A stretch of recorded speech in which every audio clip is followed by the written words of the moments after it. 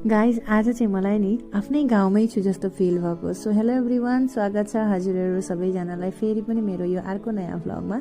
र आजको भ्लग चाहिँ स्टार्ट हुँदैछ। म चाहिँ कहीँ जान लाग्दैछु, कहाँ भने पल्लो घरतिर, किनभने पल्लो घरमा चाहिँ दिदीको घरमा आज कीर्तन छ र मलाई बोलाउनु भएको थियो।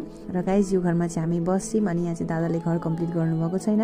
अनि यो एरियाहरू देख्नु हुँदैछ नि गाइज, यो चाहिँ सबै अब नयाँ नयाँ मान्छेहरू आएर घर बनाएर बस्नको लागि सबैले किनिसकेका छन् र घर पनि बनिँदैछ आराम चाहिँ धीरे धीरे। र यहाँ चाहिँ दिदीको घर आइपुगिसकेँ म। यो चाहिँ एकदम पल्लो घरै हो।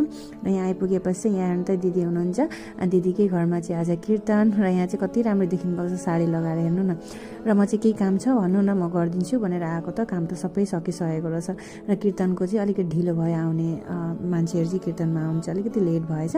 अनि यहाँ चाहिँ दिदीहरू सुजीहरू बनाउनु हुँदो रहेछ। अनि प्रसादी काटिदिउँ भनेको त यहाँ अलरेडी रेडी भइसकेको रहेछ प्रसादीहरू पनि। र मैले चाहिँ केही गर्नै परेन अब। र यता चाहिँ कीर्ति हुन्, कीर्ति चाहिँ दिदीकै घरमा बस्छन्, दिदीकी छोरी। र यहाँ चाहिँ कीर्तन पनि स्टार्ट भइसकेको छ अहिले। र आज चाहिँ कीर्तन यसरी गरेको देखेर धेरै सालमा मैले चाहिँ गरेँ, किनभने घर जाँदा पनि त्यसरी भेटिँदैन, अब कहिलेकाहीँ गइन्छ।